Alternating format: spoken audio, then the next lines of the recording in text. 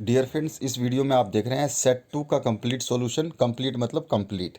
ध्यान रखना है, हिंदी और इंग्लिश मीडियम दोनों के लिए है। और पीडीएफ का पासवर्ड इसी वीडियो में बताऊंगा, उसको नोट कर लेना और लिख लेना। फिजिक्स सेट 2 का पासवर्ड ये है, ठीक है। सामने अपने कॉपी में लिख लिया करो सभी सब्जेक्ट के जितने भी पासवर्ड होते हैं।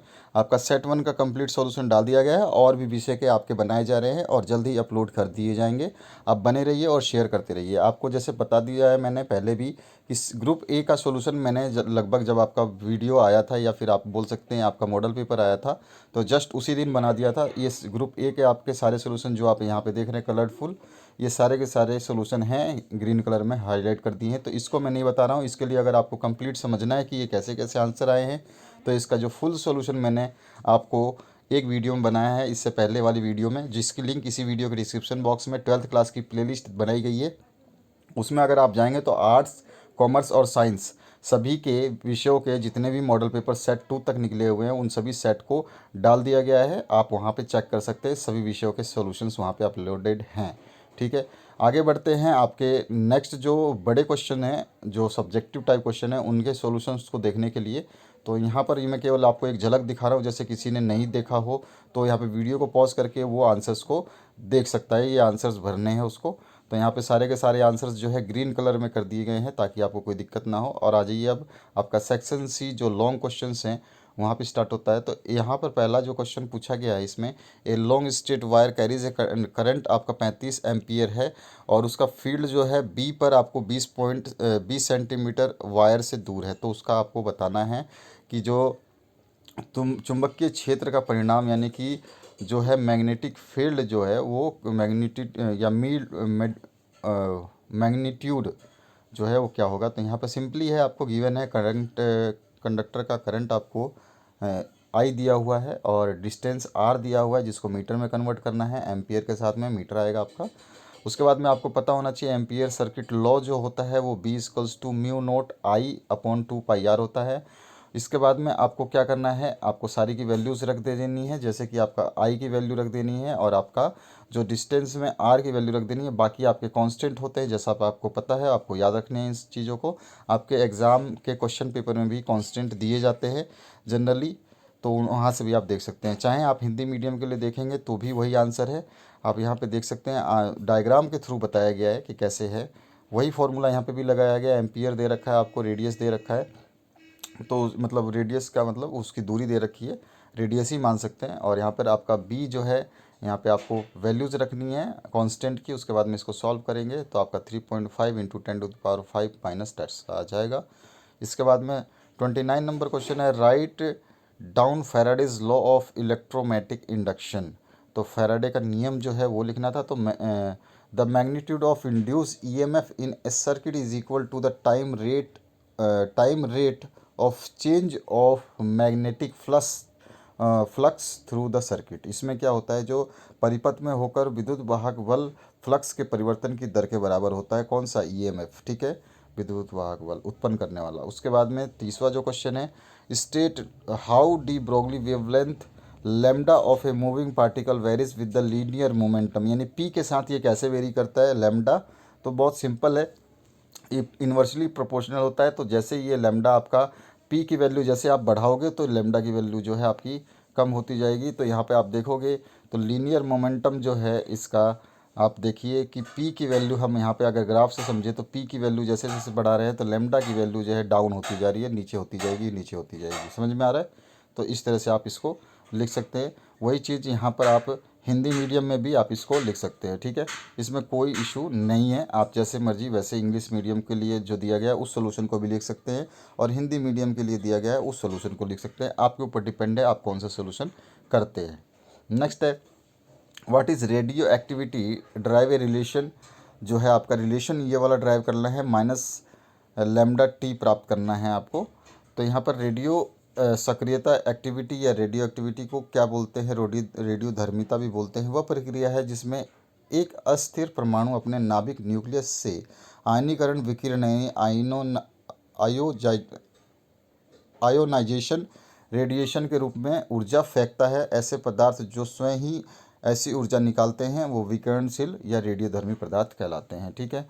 तो यहाँ पे वही चीज़, यहाँ पे law of radio active decay को इंग्लिश में लिखा गया है और वो किसके प्रोपोर्शन होते हैं ये बताया गया है। इसके बाद में इसका एक समीकरण जो है आपके सामने ये वाला dn/dt is directly inversely proportional to जो है आपका n हो जाता है। इसके बाद में यहाँ पे लेमडा को हम रख लेते हैं, इसके साथ में इक्वल्स टू का साइन लगाएंगे तो एक प्रोपोर्शनलिटी कांस्टेंट को लगाया जाता है। तो यहाँ पर where lambda is the constant of proportionality called radio active decay constant बोल सकते हैं हम इसको। इसके बाद में आपको इस पूरे फंक्शन को ड्राइव करना है और फाइनली आपको जो है इसका आंसर निकाल देना है।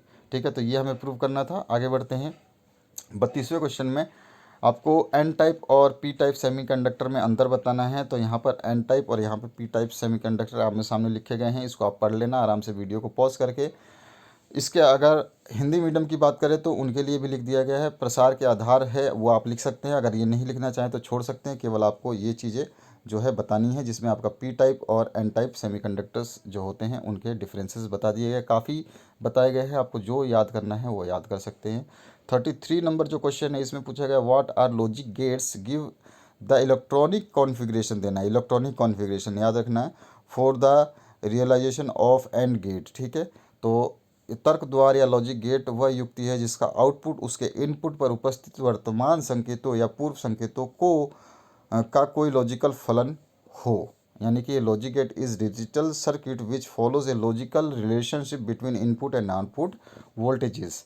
आपको बस सिंपल ये वाला डायग्राम बनाना है जो कि आपका इलेक्ट्रॉनिक सर्किट बोला जाता है। ये हिंदी मीडियम और इंग्लिश मीडियम दोनों ही इसी को बनाएंगे, ध्यान रखना है आपको। इसके बाद में अगर हम बात करें 34 नंबर क्वेश्चन की, right the function of the following in communication system. ये आपका जो एग्ज़ाम क्वेश्चन पे ये क्वेश्चन है, ये दूसरे बोर्ड्स के जो हमने सोल्यूशन बनाए हैं तो उसमें भी पूछा गया है काफ़ी बार, तो काफ़ी इंपॉर्टेंट रहेगा ये वाला आपका क्वेश्चन, ध्यान रखना है आपको। तो इसमें आपको ट्रांसमीटर रिसीवर आपको बता देने हैं कि क्या होते हैं, दोनों के बारे में आपसे पूछा गया है कि फंक्शन बताने हैं। तो ट्रांसमीटर का फंक्शन क्या है, रिसीवर का फंक्शन क्या है, ये सामने लिखा हुआ है। Transmitter converts the message signal from the source of information into A form of suitable transmission through a channel. ठीक है, और रिसीवर क्या था, receive separate messages signal from the carrier signal, it reconstruct actual signal using output transducer. It is a device that converts the electromagnetic signal into the sound, light और electrical signal. ये है electromagnetic को convert करता है। यहाँ पर हिंदी में भी वही चीज़ लिखा है, थोड़ा सा समझा करके आप पढ़ सकते हैं। कई बार क्या होता है, हिंदी और इंग्लिश मीडियम के सोल्यूशन मिलने से बहुत ईजी तरीके से आपको हर चीज़ समझ में आ जाती है। सेक्शन डी की बात करें, define magnetic element of earth magnets field and establish relation between them. अब अर्थ मैग्नेट फील्ड के जो तत्व हैं उनको आपको ध्यान रखना है, जिसमें declination, inclination, horizontal intensity, vertical intensity, total intensity and north and east component सारे लिए जाते हैं। और यहाँ पे इनका इक्वेटर पे और पोल पे क्या क्या होता है ये भी यहाँ पे बता दिया गया है। और इसके जो आप देखेंगे डायग्राम के थ्रू इसको, तो डायग्राम ये ज़रूर बनाना, इस डायग्राम को बनाने से आपको जो है चीज़ समझ में आ जाएगी। इनके बीच के ये एंगल को हम बताते हैं कि कौन सा एंगल क्या कहलाता है। तो इस डायग्राम के जो ये वाला पूरा बॉक्स है ये आपको ब्लू कलर में बनाना है, और जब ये आप डायरेक्शन शो करेंगे तो ये आप ब्लैक पेन से यूज़ कर सकते हैं। ठीक है, तो ये डायग्राम आपको साफ दिखेगा, ये कंपोनेंट्स हैं। इसी तरह से आपका अगर हम बात करें हिंदी मीडियम के लिए तो सेम चीज़ वही लिखी गई है जो ऊपर लिखी गई है, और उसके बाद में इसका जो है आपके सामने ये डायग्राम भी आप बना सकते हैं, जो आपको सही लगे वो डायग्राम आप बना सकते हैं। यहाँ तक इसका कंप्लीट सॉल्यूशन हो जाएगा। नेक्स्ट जो है 36 number question, draw a diagram of AC generator. ये तो बहुत सिंपल है, drive an expression for the instantaneous value of induce EMF. तो ए जनरेटर क्या है उसके बारे में आपको पहले बताना है, तो जनरेटर बता दिया हमने। अब इसके बाद में different types of AC generator, different parts जो होते हैं वो हमने लिख दिया, फील्ड, मैग्नेट, आर्मेचर, स्प्लिटरिंग, ब्रशेस और आपका जो सोर्स ऑफ एनर्जी है, नॉर्थ पोल और साउथ पोल। बीच में आपका जो है यहाँ पर रिंग्स होंगी, स्प्लिट रिंग्स होंगी, ठीक है, और कार्बन ब्रशेस होंगे, और यहाँ पे एक गैल्वेनोमीटर मीटर लगा हुआ है। तो आप इसके थ्रू ये डायग्राम बनाएंगे, और इसका जो कैसे निकालना है इंड्यूस ईएमएफ, उसके लिए आपको थोड़ा सा ये जो यहाँ पर मैंने बताया है आपको ध्यान रखने हैं ये चीज़ें, जिसमें आपको वैल्यूज़ है, ओमेगा है, बी है, ए है, ये सब चीज़ें आपको ध्यान रखनी है ताकि आपको कोई दिक्कत ना हो। यहाँ पर आप लास्ट में जाएंगे तो आपको सारा का सारा सोल्यूशन जो है इसका मिल जाएगा। इसी तरह से हिंदी मीडियम के लिए भी ये चीज़ बताई गई है। तो हिंदी मीडियम के लिए चुंबक के ध्रुव ये बताया गया है। यहाँ पे स्प्लिट रिंग, ब्रूसेस वलय जो बोलते हैं हिंदी में, वो सब दिया गया गैल्वेनोमीटर के साथ में है ये। इसका PDF जो है आप डाउनलोड कर लेना, कोई दिक्कत नहीं आएगी आपको। तो अभी मैं पासवर्ड बता दूंगा, आपको ध्यान रखना है। तो आपको जैसे मैंने बताया कि 12th की जो प्ले लिस्ट है, Jharkhand board 12th class exam papers के नाम से जो भी प्ले लिस्ट है, आप ज़रूर उसको विजिट करें। वो आपके बहुत काम की है। अगर आज तक आपने चैनल के प्ले लिस्ट को ही नहीं देखा तो आपने इस चैनल का 2% भी फ़ायदा नहीं उठाया। 100% की तो बात ही छोड़िए। तो हमेशा चैनल की प्ले लिस्ट विजिट कीजिए। उसी में जितने भी सब्जेक्ट आपके या फिर आपके बोर्ड से रिलेटेड कोई भी इंफॉर्मेशन या कोई भी वीडियो जो केवल 12th क्लास जैक बोर्ड के लिए होगी, वो जैक बोर्ड के 12th क्लास के प्लेलिस्ट में ही डाली जाती है। अलग अलग इधर उधर नहीं डाली जाती, ताकि हमें भी सेग्रीगेट, हमें भी ढूंढने में कोई अगर स्टूडेंट हमसे डिमांड कर दे सर सेकंड सेट नहीं मिल रहा, तो मैं कहाँ से दूंगा उसको, मैं ढूंढूंगा थोड़ी। मुझे पता है कि जैक बोर्ड का हर वीडियो में प्लेलिस्ट डाली गई है, बस उसको सेंड कर दिया, सिंपल है।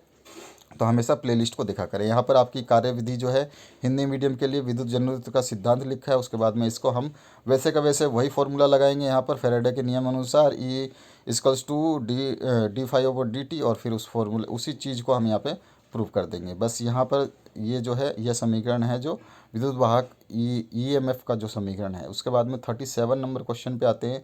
इसमें पूछा गया an magnetic wave is travelling in a medium, उसकी velocity v equals to vi है, और इसको बारे में आपको क्या बताना है, प्रोपोगेशन जो है उसको दिखाना है, बस ऑस्सिलेशन का। ठीक है, तो कुछ नहीं है इसमें, ये डायग्राम बनाना था और कुछ नहीं है।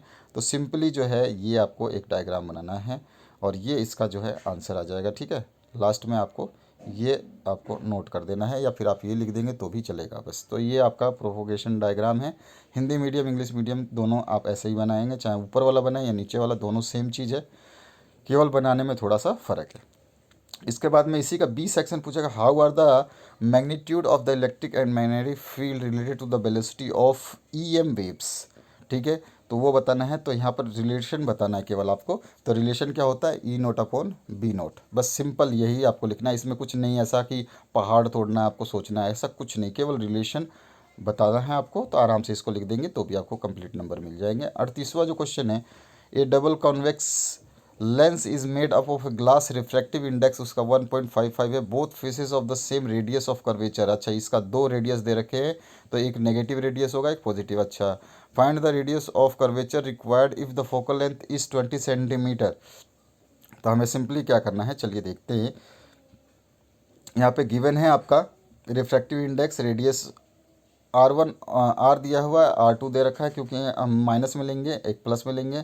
फोकल लेंथ दे रखा है, फॉर्मूला हमें पता है लेंस मेकर फॉर्मूला का, उसमें सभी वैल्यूज़ को पुट कर देंगे। R की वैल्यू आ जाएगी 22 सेंटीमीटर। ठीक है, ये ध्यान रखना है। यही इंग्लिश मीडियम के लिए है, यही हिंदी मीडियम के लिए इधर है।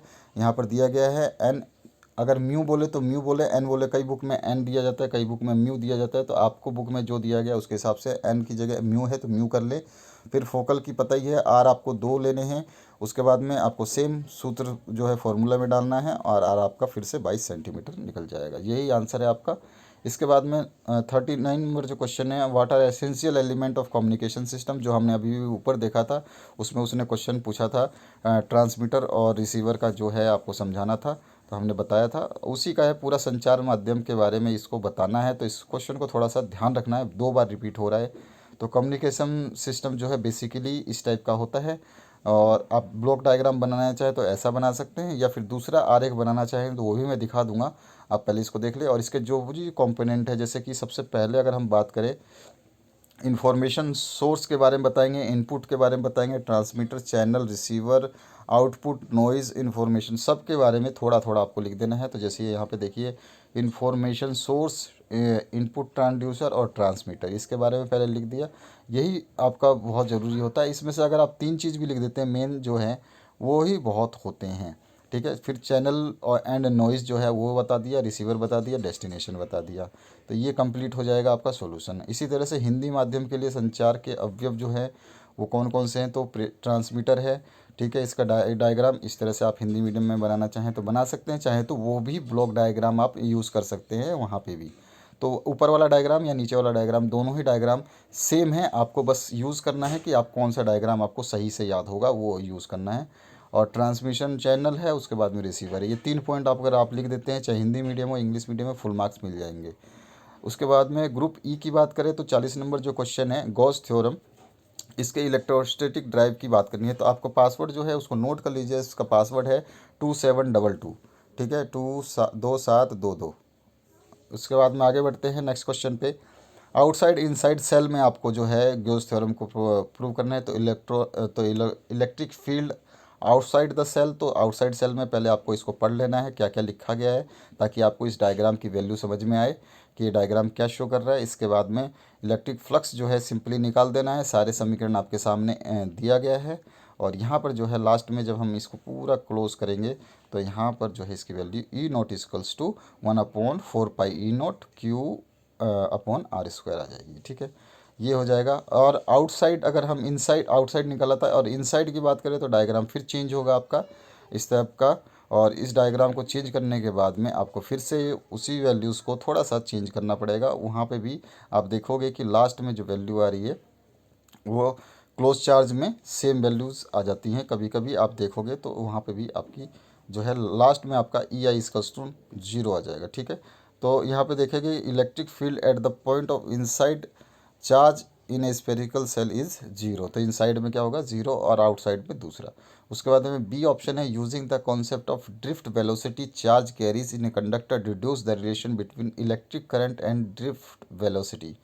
तो यहाँ पे मटेरियल आपको पहले तो बता देना है कि जो जो चीज़ें आप यूज़ करेंगे और उसके बारे में थोड़ा सा समझा देना होता है, ज़्यादा ज़रूरी नहीं है, फिर भी लिखना ज़रूरी होता है। उसके बाद magnitude of electronic charge would भी निकालेंगे तो यहाँ पर आपका निकल जाएगा I equals to V N A N E, ठीक है। यहाँ पर वहाँ सब कुछ बता देना है कि वी क्या है, ए क्या है, ठीक है, सब कुछ आपको बता देना है। उसके बाद में अगर हिंदी मीडियम के लिए बात करें तो वही चीज़ है, इसको थोड़ा सा आपको हिंदी मीडियम के लिए अपने हिसाब से तैयार करना पड़ेगा। तो इसका भी सॉल्यूशन यहाँ पे दे दिया है, आप चाहें तो इसको याद करें या फिर अपनी बुक से मदद ले, जैसे मर्जी वैसे आप यहाँ पे भी इसका सॉल्यूशन इस तरह से पाएंगे। इसके बाद में इसी का और ऑप्शन है define capacitance of a capacitor, drive an expression for energy stored in capacitor.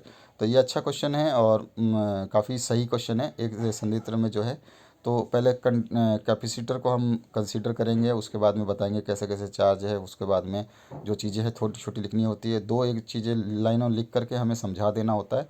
उसके बाद में दो लाइनें देख करके ही हमें इसका जो है answer total work given by the Q charge capacitor इस, तो ये है आपका वर्क डन। यहाँ पे आ जाएगा energy stored Q square upon 2c लिख सकते हैं, ये भी समीकरण सही है। या फिर आप E equals to C V square upon 2 लिख सकते हैं, ये भी सही है। या फिर आप E equals to Q V upon 2 लिख सकते हैं। तीनों समीकरण सेम होते हैं एनर्जी के लिए। तो energy stored in the form of potential energy, ठीक है। इसी तरह से हिंदी मीडियम के लिए यहाँ पे किसी संधित्र की धारिता उसकी प्लेट को दिए गए आवेशों तथा दोनों प्लेटों के बीच उत्पन्न विभवांतर के अनुपात के बराबर होती है। यही चीज़ इंग्लिश मीडियम के लिए ऊपर लिखी गई है, उसको फिर आपको पढ़ लेना है। पढ़ने के बाद में आपको इस तरह से जो ऊपर लिखी गई है उसी को नीचे लिखना है और यहाँ पे फिर से आपको बता देना है और लास्ट में आपको समीकरण को दिखा देना है कि हाँ भाई हमने प्रूव कर दिया, ये लो जी। तो ये आपका लास्ट में जैसे मैंने बताया कुछ नहीं है इसमें, केवल आपको सिंपली प्रूव करने का मतलब लाइनें लिखनी है, उसके बाद में लिख देना। तो ये रहा लास्ट में यही चीज़ मैंने बताई थी आपको, वहाँ पर भी यही चीज़ आएगी यू के बराबर या ई के बराबर। तो आपको इसी तरह से लिख देना है। हाँ, किसी बुक में ई लेता है, किसी बुक में यू लेता है, वो अलग अलग बात है। Kirchhoff's rules for obtain the conditions of balance white bridge आपको बनाना है, वाइट स्टोन ब्रिज। तो वाइट स्टोन ब्रिज ऐसा बनेगा आपका। और इसके बारे में फिर आपको इसी ब्रिज के जो है तत्वों को लेकर के जो है केवल आपको इक्वेशन बनानी है जो कि आपके सामने है। और लास्ट में जो आपकी फाइनल वैल्यू आ जाएगी R1/R2 इक्वल्स टू R4/R3, यही आपको प्रूव करना था। ये हो गया आपका 41 नंबर पे चलते हैं। तो what is angle of minimum deviation, उसके बाद में आपको एक प्रिज्म की जो इक्वेशन है उसको प्रूव करनी है।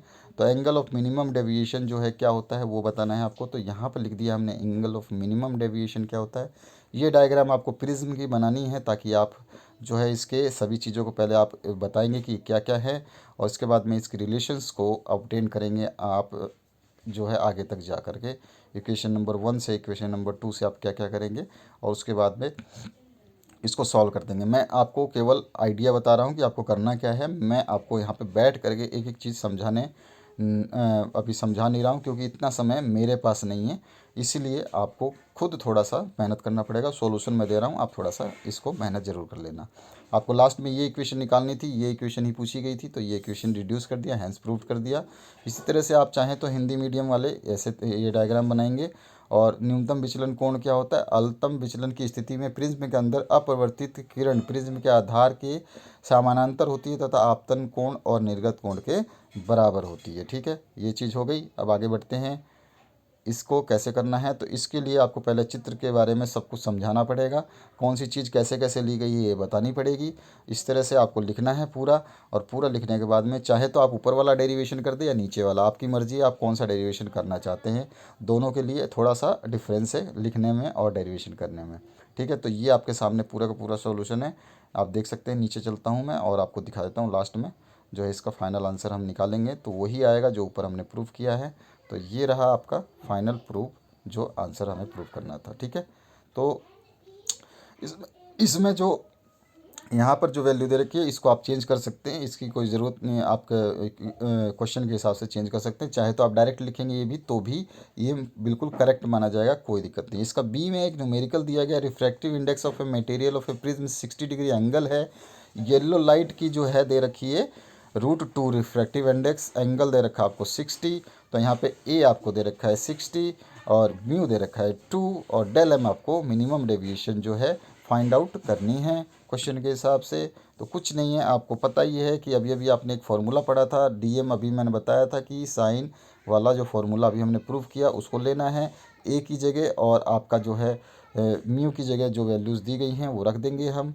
और रखने के बाद में जब इसको फाइनली सॉल्व करेंगे तो हमारे पास साइन की वैल्यू रखने के बाद में साइन 30 जो वैल्यू आ जाएगी उसको हम 1/√2 करके और इसको सॉल्व करेंगे। तो यहाँ पर ये जो वैल्यू आएगी a plus del M upon 2/45, तो इसमें से 2 इधर ले जाएंगे तो ये हो जाएगा 90 डिग्री।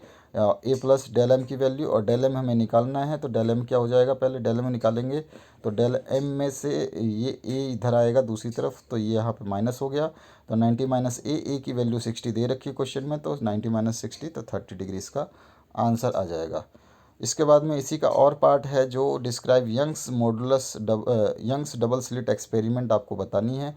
तो उसके लिए आपको जो पहले नेसेसरी थ्योरी देनी है इसमें, और उसके बाद में ऑब्टेन करना है रिलेशन जो है फ्रिंज विड्थ का।